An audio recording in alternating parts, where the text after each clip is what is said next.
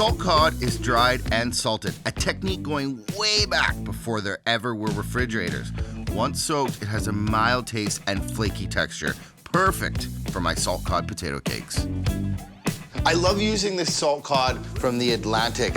It makes me feel like a Viking or something. It's just been packed in salt, and it's like an ancient way of preserving the fish. And I've just had it soaking in some water, because this stuff is salty, man. Like, if you ate it like that, you'd be... That's actually happened to me. So you want to soak it in water, and you just want to draw out some of that salt. So I'm just gonna put it in like this little milk hot tub. And inside the milk is just some crushed garlic, some parsley, and some bay leaves. It's gonna add great flavor, it's gonna cook the fish, and it's gonna draw out a little bit more salt.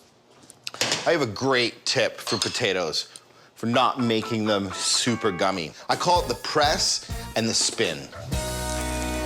First is the press. If you just mash them up and down, they won't become gummy and they'll be nice and fluffy. I've pressed potatoes for like 10 minutes, just like that. And then right at the end, with your butter, it's the nicest mashed potatoes you've ever had. I'm just gonna do the press. So that can chill out, and I need some really big flavor in here.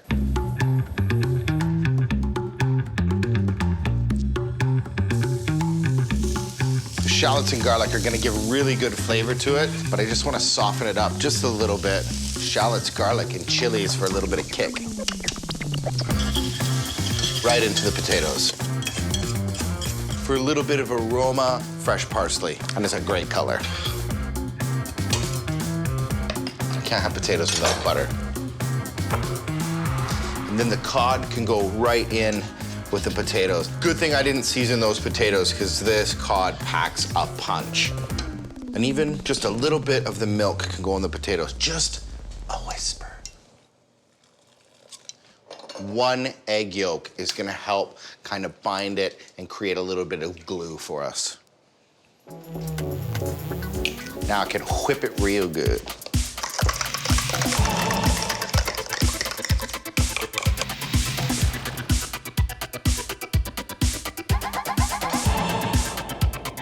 Put that egg yolk in there, and mixed with a little bit of panko breadcrumb here and a little bit of flour, it's gonna create a great glue.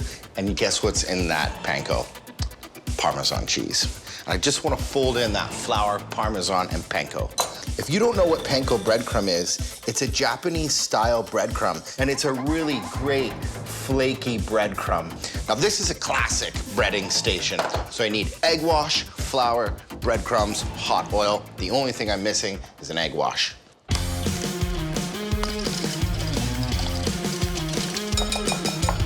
Here's a good trick to form your cakes. Just put a little bit of flour on the board, and then I put some flour on my hands, and it makes them kind of non-stick. And just form a nice little cake.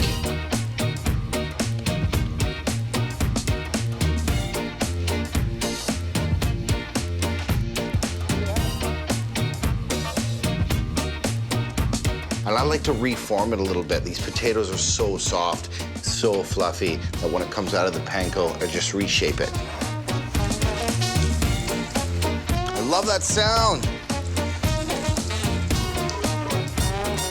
The great thing about this is the potatoes cooked, the cod's cooked. You just want to crisp it up enough to get nice and golden on the outside and just warm it through. Pretty simple. These are perfect, golden and crispy. Just on a little piece of paper to let the oil drain off. Man, they smell good.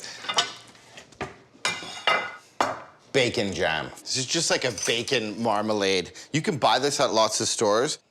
Now, I don't think I can plate this as a whole cake. I want to cut it open and have a look at the beauty inside.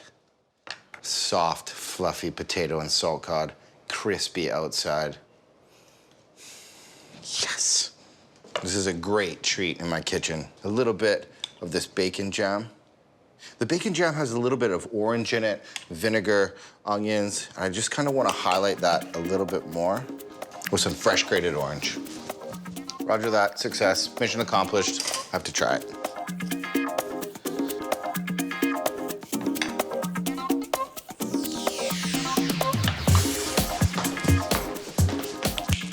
That's what just happened inside of my mouth. There's nothing like salt cod. The saltiness of it and the texture of it is a winner. With a potato cake as well, your kids will love making this and they're gonna love eating them too. That's a great addition to the cookbook. Bacon jam for real.